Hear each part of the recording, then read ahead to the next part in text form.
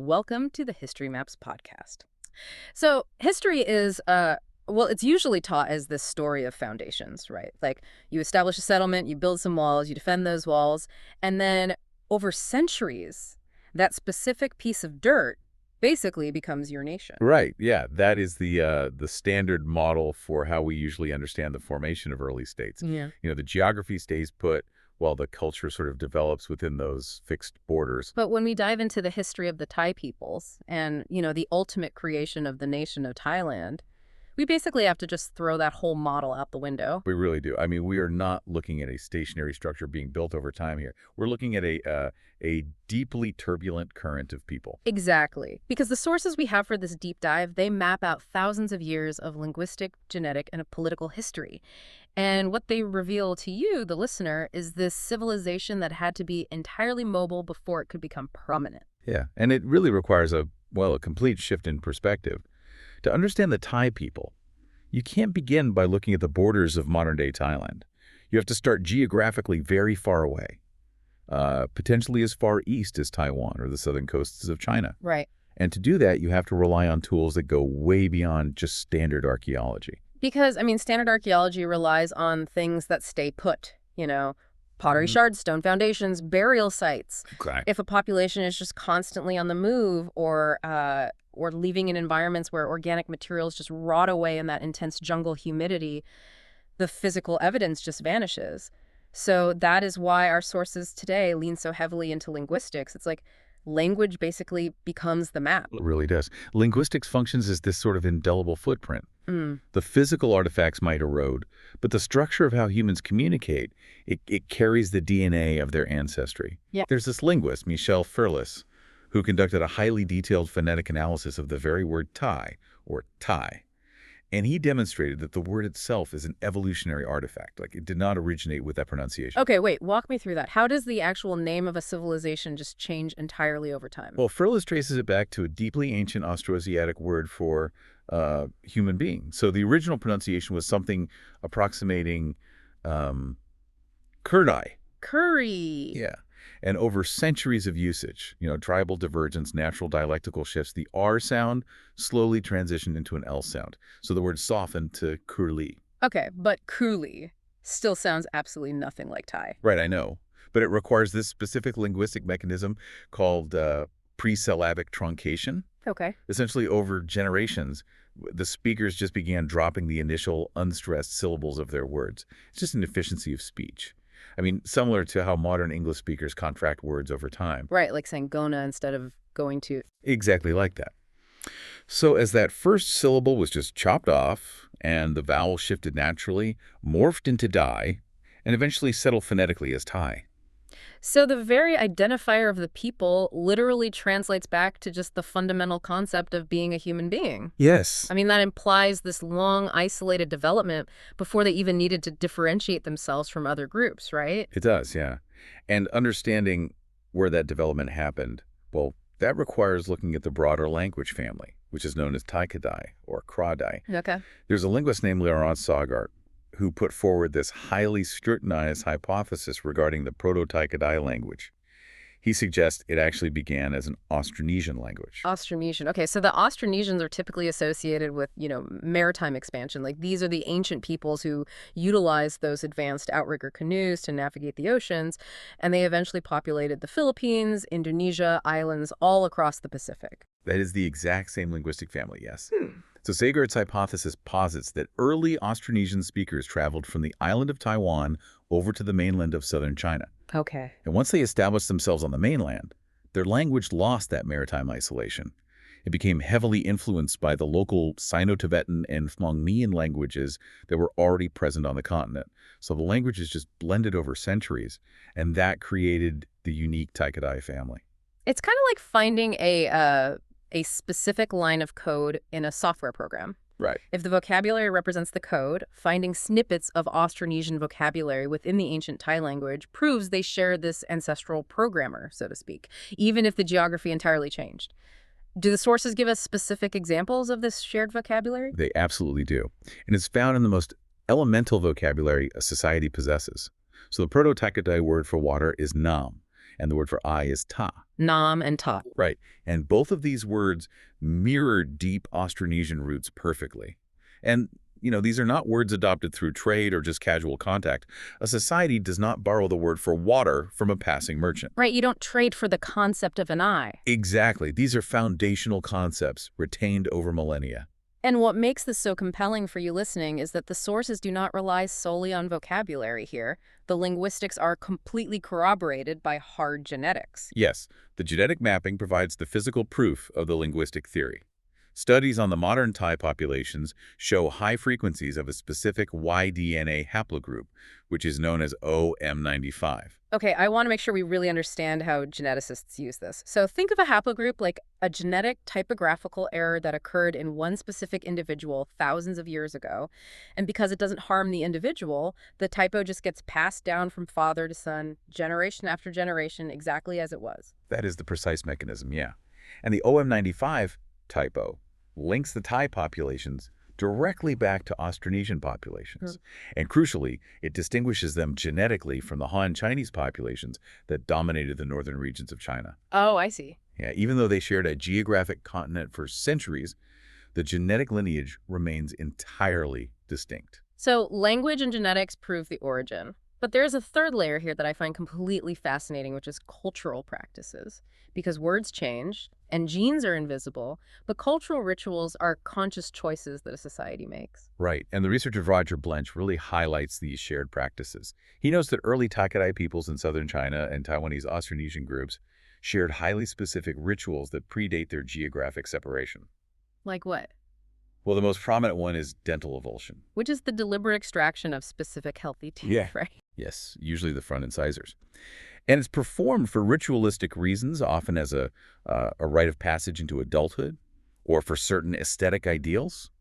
Blench also notes widespread practices of extensive facial tattooing and teeth blackening. Ouch. Yeah, these are deeply ingrained, painful, and permanent cultural markers. So the fact that both populations practiced them independently long after they separated, it indicates a shared cultural ancestor. The evidence just paints such a clear picture. You have these communities established in what is now southern China, like Guangdong, Guangxi, sharing this maritime ancestry, distinct genetics, specific cultural rituals, and they're living there for centuries. Yet today, the center of Thai culture is hundreds of miles to the south and west. I mean, entire populations do not just pack up their lives and march through dense jungles and mountain ranges for no reason. No, they do not. And the migration of the Thai peoples, it was not some exploratory venture. It was an exodus driven by relentless existential pressure. Right. Between the 8th and 10th centuries, the geopolitical landscape of East Asia shifted drastically. The Tang and Song dynasties of China were in periods of vast imperial expansion. They needed more agricultural land, more resources, and crucially, more taxable subjects. Which brings us to the actual mechanics of imperial expansion, because it's rarely a peaceful integration. Chinese historical texts from this era record the severe suppression of the peoples they collectively referred to as the Lao. The sources note this was just a blanket term used by the Han Chinese for all Tai-Kadai-speaking populations on their southern frontier.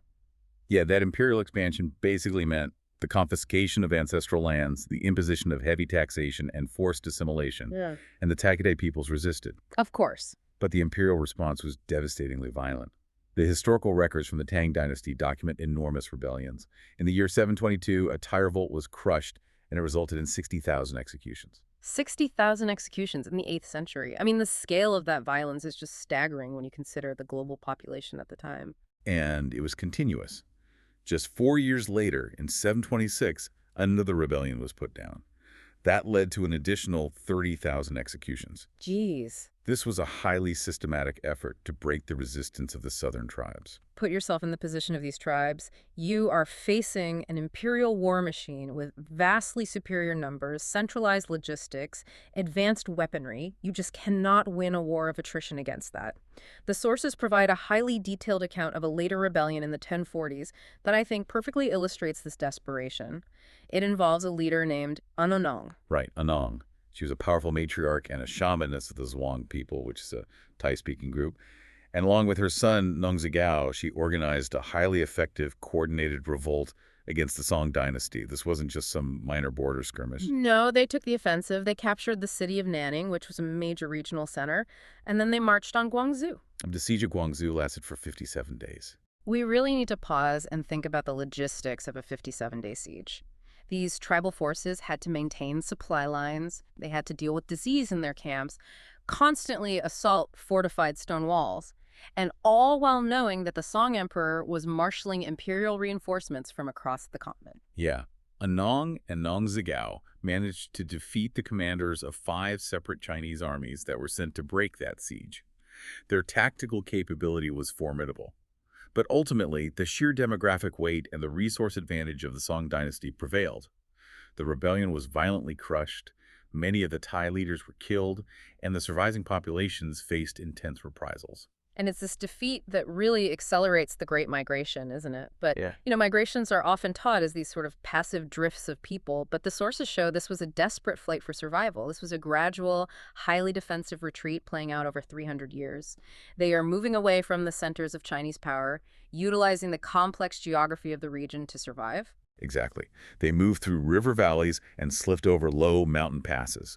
They specifically sought out terrain where the heavy infantry and the cavalry of the imperial armies could not easily follow them or maintain their supply chains.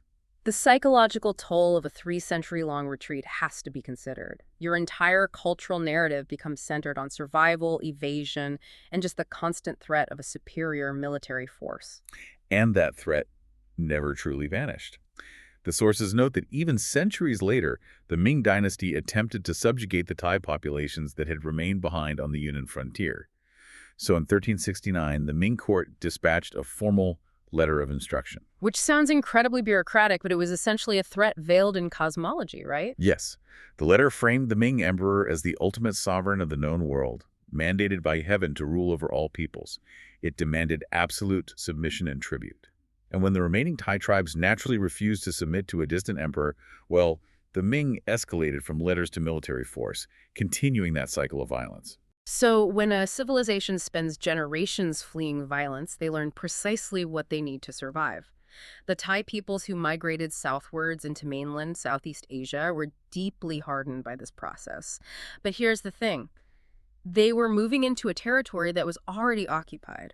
They did not just find empty land. No, they didn't. Mainland Southeast Asia was already dominated by ancient, highly sophisticated Austroasiatic civilizations. You had the Mon people situated in the Central Plains, the Lawa up in the Northern Highlands, and then the immense Khmer Empire expanding from the east. Right, and the Khmer Empire was the regional superpower. I mean, they constructed the vast temple complex of Angkor Wat, they controlled the trade routes, they commanded enormous armies, so the displaced Tai tribes, exhausted from fleeing the Chinese for centuries, they are in no position to wage a frontal war against the Khmer. Therefore, the Tai employed a completely different strategy. They found a specific ecological niche that the Austroasiatic empires had largely ignored or, underutilized.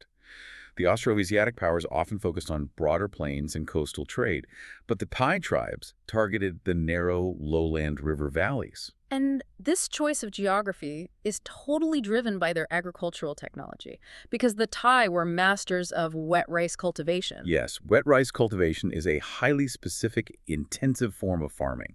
It requires flat, easily flooded land, usually situated right next to a reliable water source. So the mountain valleys of Southeast Asia provided the perfect topography for this. And the mechanics of wet rice farming directly dictate how a society organizes itself. You can't just do it alone. If you want to farm rice in a flooded paddy, you have to build complex irrigation ditches, manage the water levels across multiple fields, and harvest in these really short, intense windows.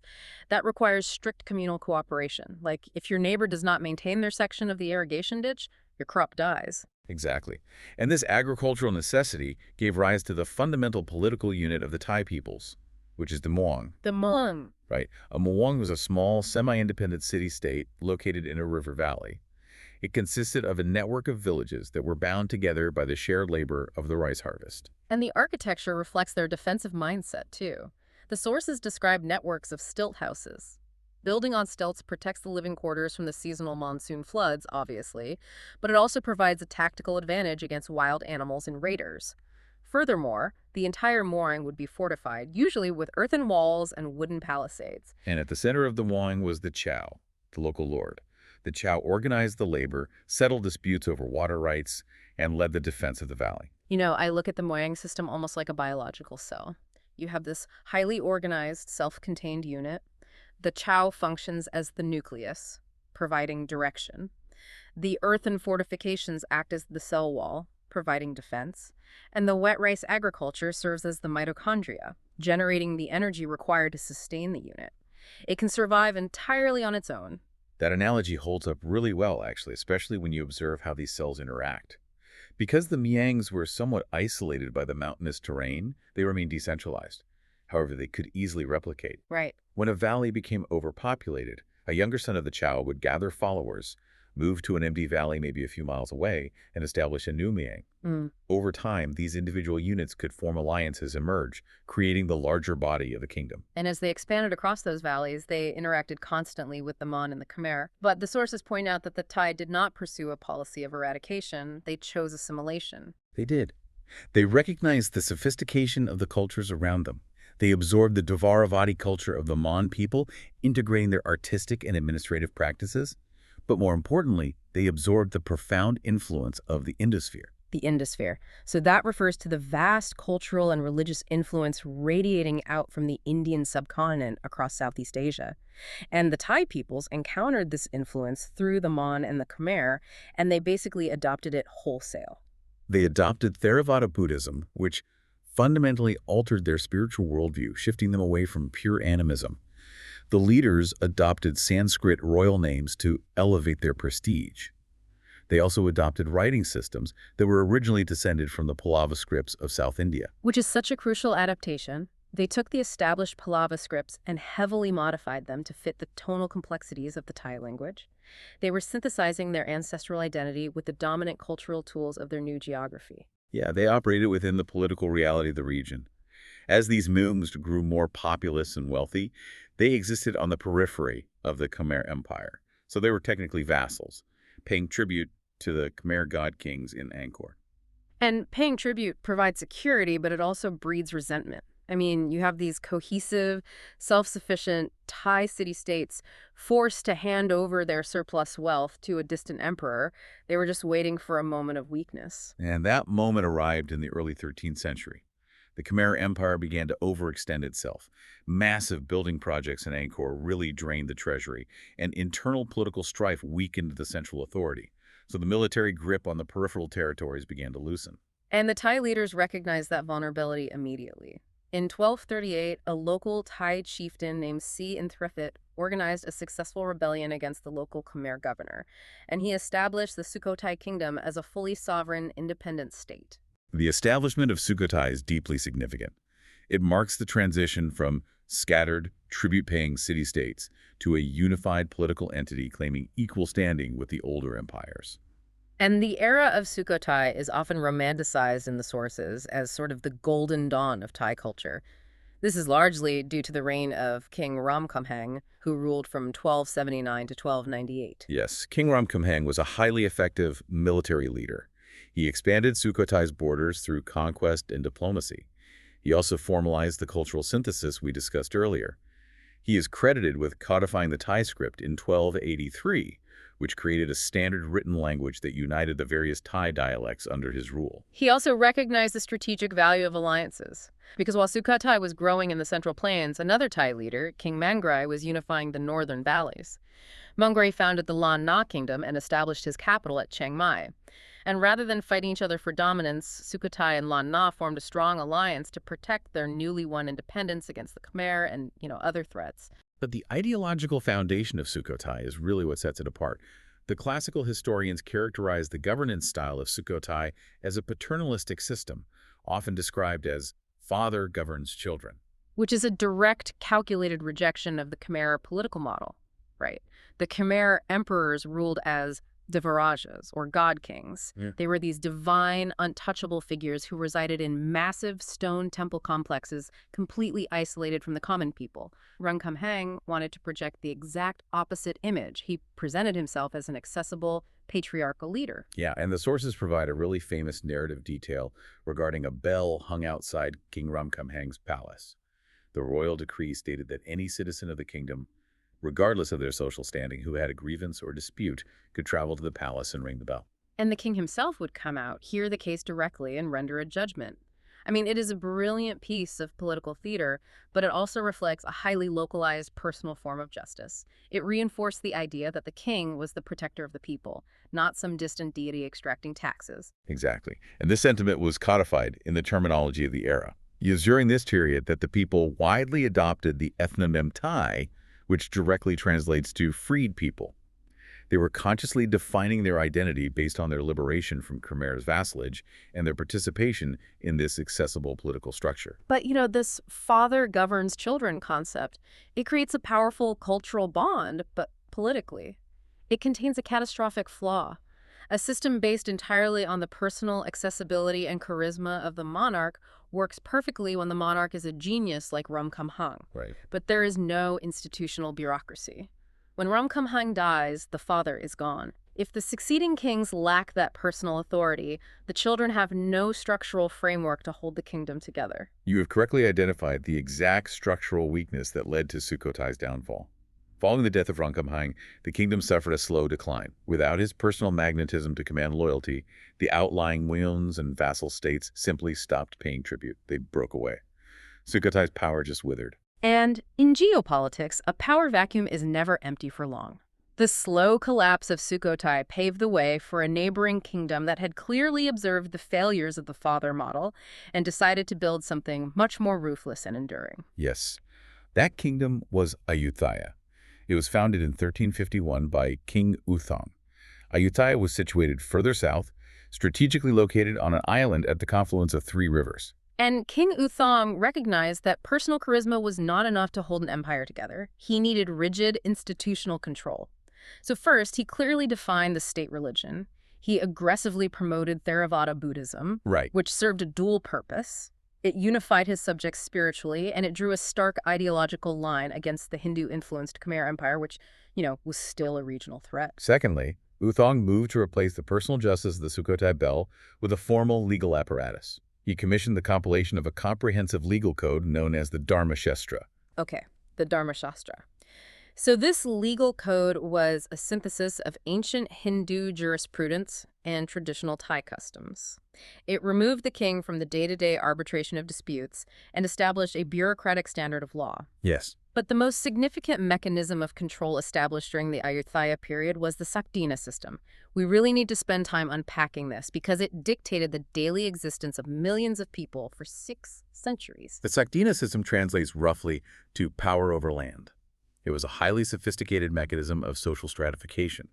The system basically assigned a precise numerical rank to every single individual in the kingdom, from the highest-ranking royal prince down to an enslaved person. And this number was not arbitrary. It corresponded directly to the amount of land measured in a unit called a rai that the individual was theoretically entitled to control. Correct. So to understand the mechanics, we must look at the math.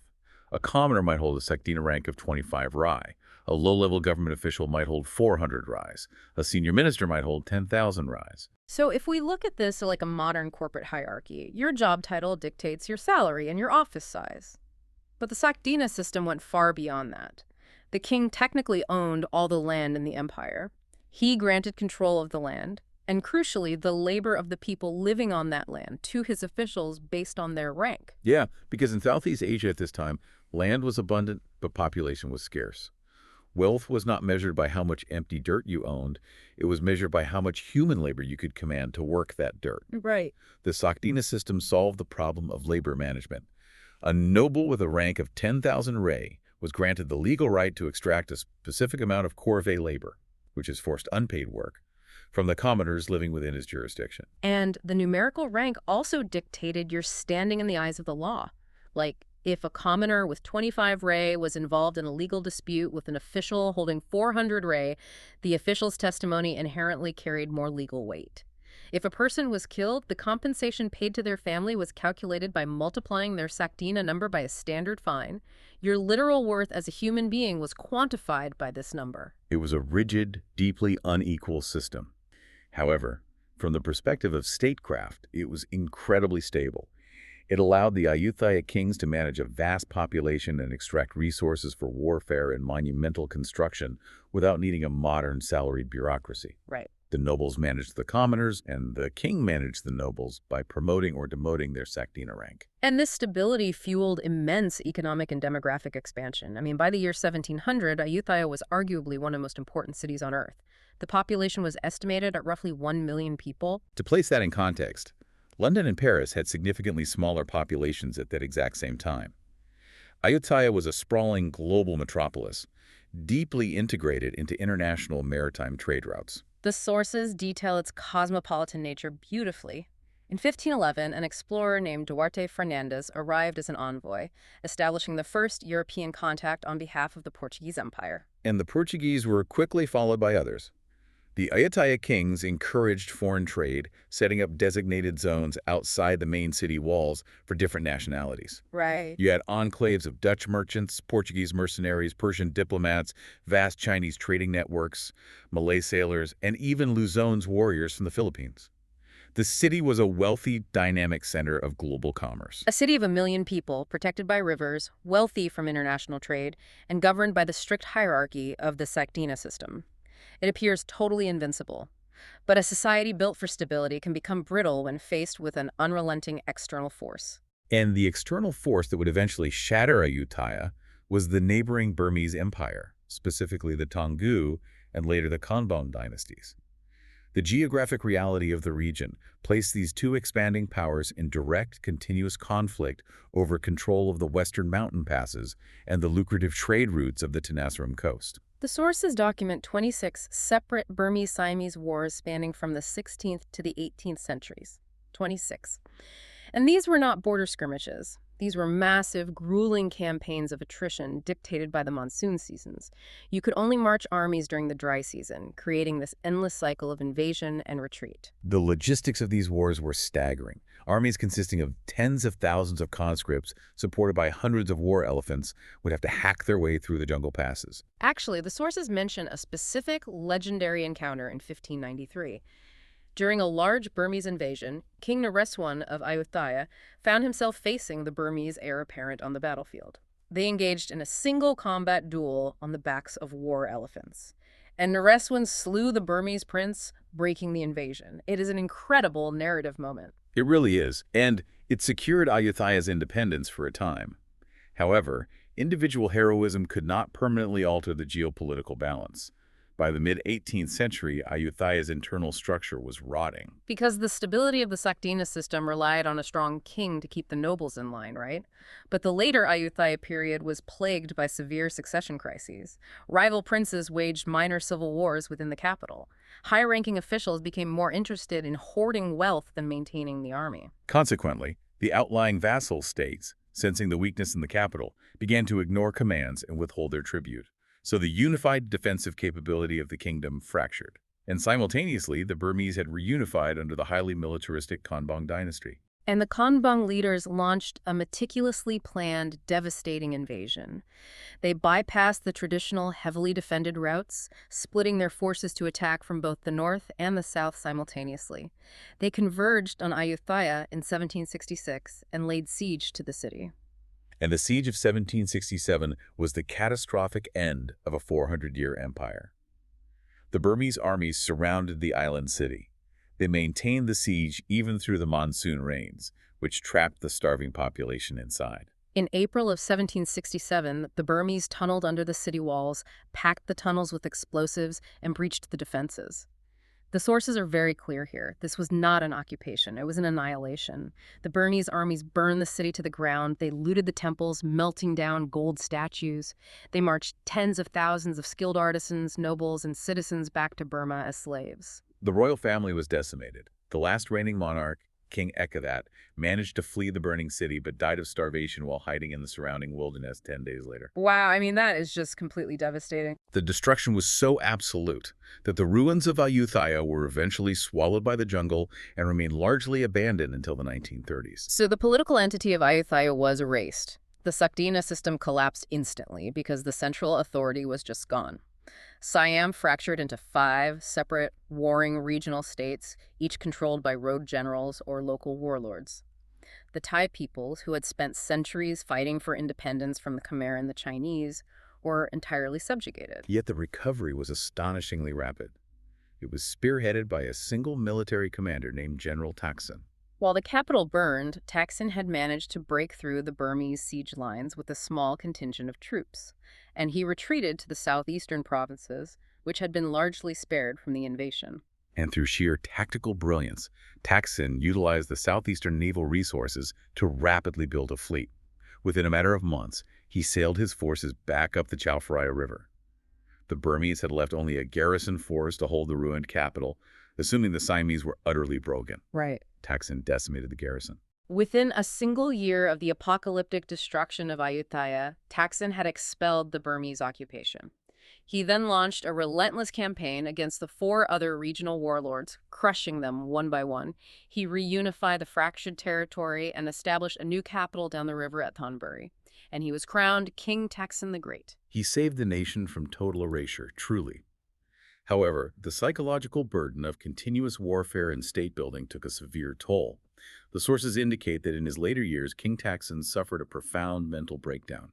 He began exhibiting extreme paranoia, executing loyal officials, and claiming divine status. So in 1782, the situation became untenable. A rebellion broke out and Taksin was overthrown. To prevent a civil war, his top military commander, a general of Mon descent named Chao Phraya Chakri, took control. General Chakri ordered the execution of Taksin and ascended the throne as Rama I. This marked the founding of the Chakri dynasty, which remains the ruling royal house of Thailand today. Rama I immediately moved the capital across the river to the more easily defensible Ratanakosin Island, establishing the city we now recognize as Bangkok. And Rama I initiated a conscious project of cultural resurrection. He wanted to rebuild the lost glory of Ayutthaya. He commissioned the construction of the Grand Palace in Wat Phra Khai, specifically to house the Emerald Buddha, the most sacred religious artifact in the kingdom. He was trying to project continuity and stability. He was, but the global geopolitical environment was shifting in ways that would make the Burmese wars look entirely manageable. As the 19th century progressed, the Ratanakosin kingdom found itself facing a completely new existential threat: European imperialism. The European empires arrived with industrialized economies, advanced steam-powered navies, and just a voracious appetite for territory. To the west and south, the British Empire systematically conquered India, Burma, and Malaya.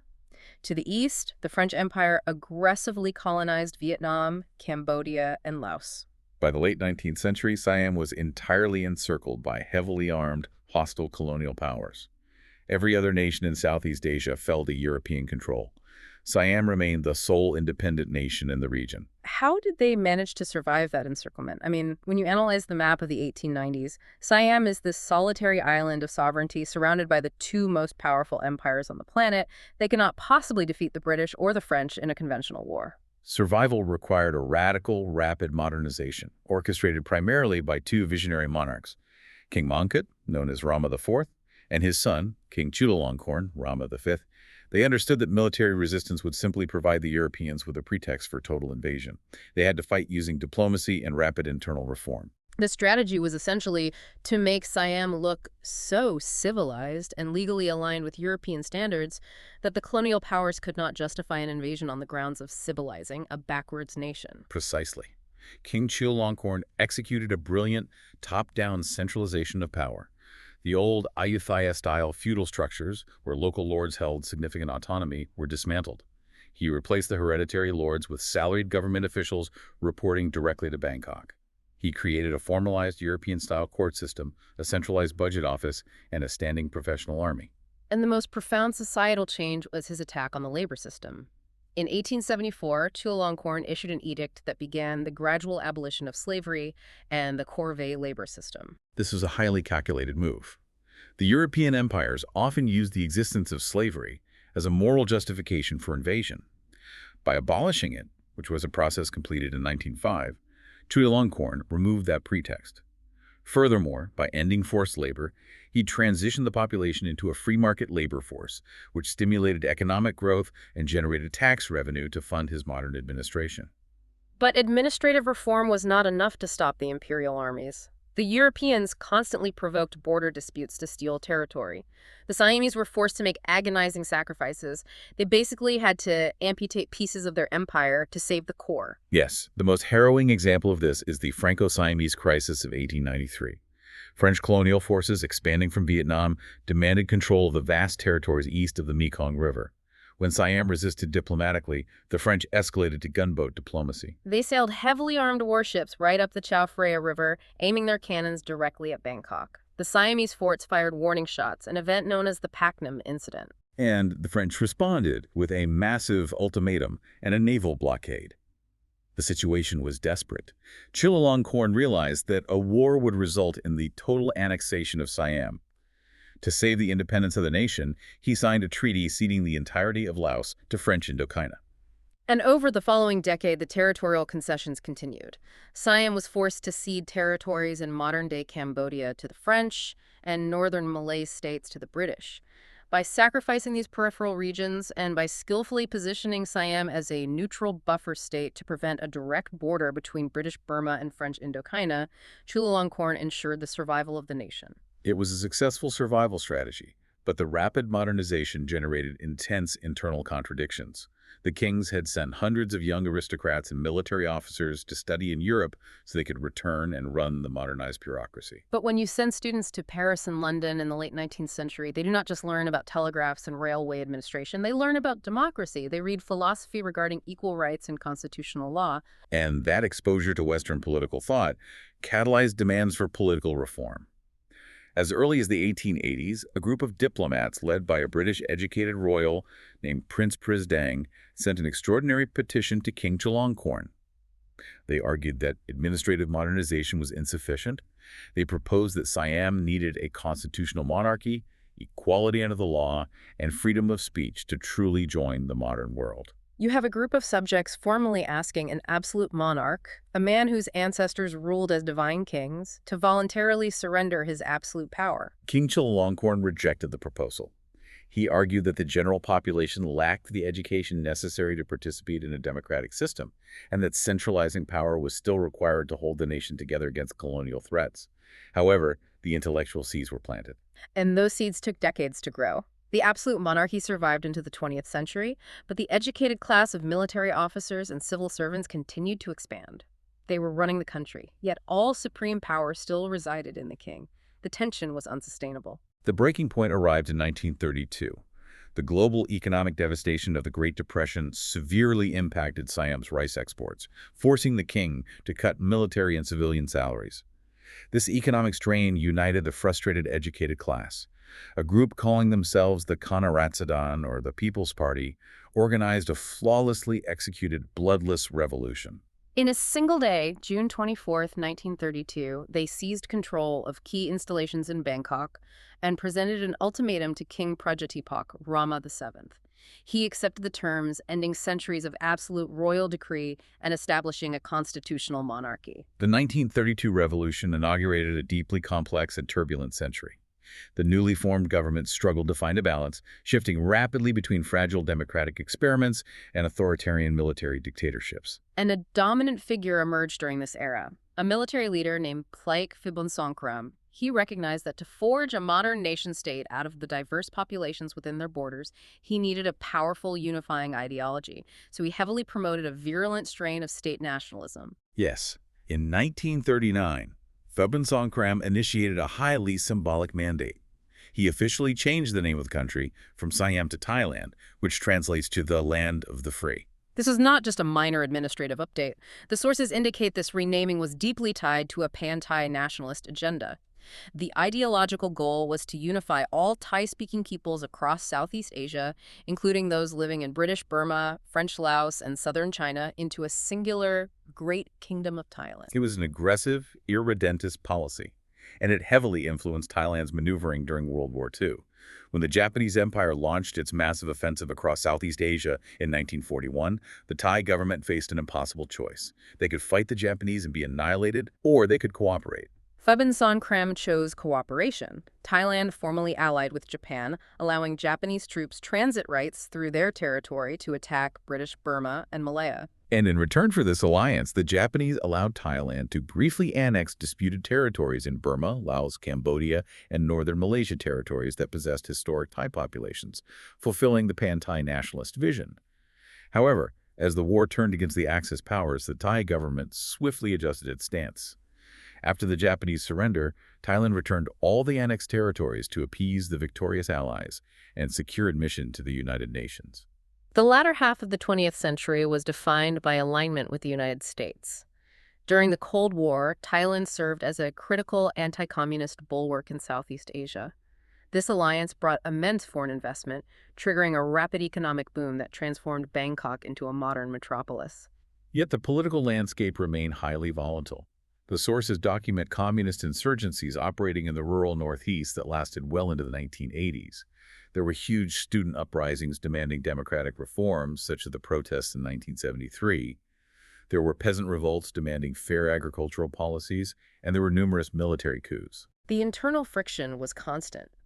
During the long 70-year reign of King Bhumibol Adulyadej Rama IX, the monarchy often acted as a stabilizing force during these crises. But beneath the political turbulence, there is a demographic reality that directly contradicts the rigid nationalist ideology pushed in the 1930s. Right, the nationalist policies under Phibin Songkram sought to create a singular, ethnically pure Thai identity, often pressuring minority groups to abandon their languages and customs. But the entire history we have discussed proves that the Thai peoples have always been defined by their capacity to blend with other cultures. They absorbed the Austroasiatic Mon and Khmer cultures. They adopted Indian religion and writing. They integrated Persian and European merchants during the Ayutthaya period. And the most profound example of this assimilation involves the Chinese diaspora. Throughout the 19th and 20th centuries, millions of Chinese immigrants arrived in Thailand seeking economic opportunity. Today, the largest minority group in the country is of Han Chinese ancestry, constituting roughly 14% of the population. And despite the intense pressure of mid-century nationalist policies, the assimilation of the Chinese population in Thailand has been incredibly successful. Most Thais with Chinese heritage speak Thai as their primary language, participate fully in the cultural life, and identify completely as Thai citizens. The integration is so deep that the sources note the Thai royal family itself, the Chakri dynasty, possesses partial Mon and Chinese ancestry. The attempt to enforce an ethnic purity was fundamentally flawed because it ignored the historical reality. Thailand's enduring strength lies precisely in its centuries-long history as a cultural melting pot. Which brings us to a deeply provocative historical paradox to leave you with. When you look back at the very beginning of this journey thousands of years ago, the Thai Kadai peoples were violently uprooted from their ancestral lands in southern China. They endured executions, sieges, and a 300-year migration purely to escape the subjugation of the Han Chinese Empire. It was a defining trauma that forced them to adapt, build the Mueang system, and eventually conquer the river valleys of Southeast Asia. Yet, centuries later, the prosperous, independent kingdom they built became the ultimate sanctuary for mass Chinese immigration. The nation of Thailand today hosts the largest overseas Chinese diaspora in the entire world. The descendants of the tribal people who fled violence and execution eventually built a society so stable and welcoming that they became the hosts to the descendants of the very culture they fled from. They absorbed them, and in doing so, entirely redefined what it means to be Thai. The metaphor we started with holds true. The river began in the mountains of southern China, crashed through the valleys, absorbed the minerals of the Khmer and the Mon, traded with the Portuguese and the British, and ultimately merged with the very waters it originally sprang from. By the time it reached the ocean, the water was completely transformed. It was never a stationary house, it was always a river. Thank you for listening. History Maps. Learn history visually.